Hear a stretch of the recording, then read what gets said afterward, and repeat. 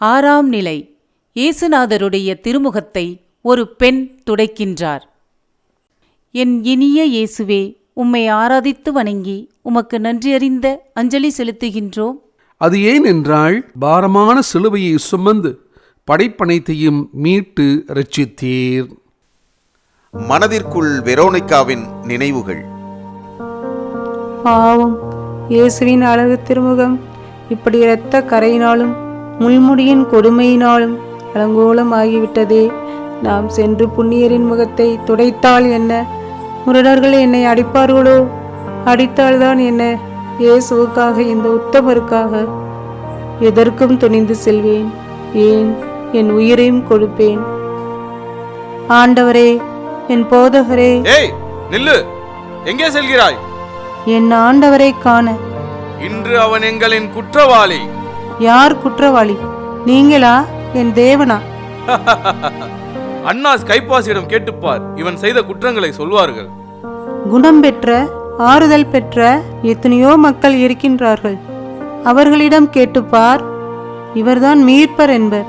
இந்த உத்தமரை ஏன் இப்படி சித்திரவதை செய்கின்றீர்கள்?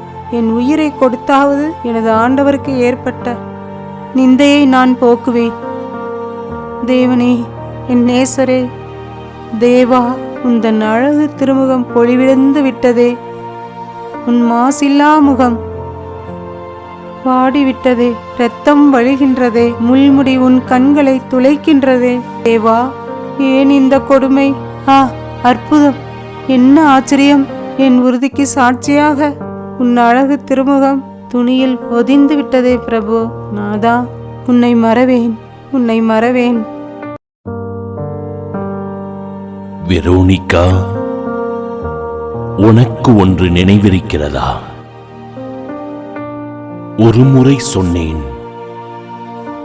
என்னோடு இல்லாதவன் எனக்கெதிராய் உள்ளான், என்னோடு இருப்பவன் சேகரிக்கின்றான்.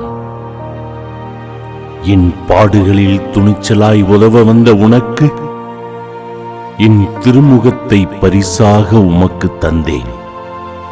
என்னோடு இருக்க விரும்பும் ஒவ்வொருவருக்கும் என் உயிரை தந்து வெற்றி வாகை பரிசாக தருவேன். எங்கள் பேரில் தயவாயிரும் ஆண்டவரே, எங்கள் பேரில் தயவாயிரும். எங்கள் பேரில் தயவாயிரம் ஆண்டவரே, எங்கள் பேரில் தயவாயிரம். இறந்த விசுவாசிகள் இறைவனுடைய இரக்கத்தினால் நித்திய சமாதானத்தில் இளைப்பாறுவார்களாக. ஆமேன்.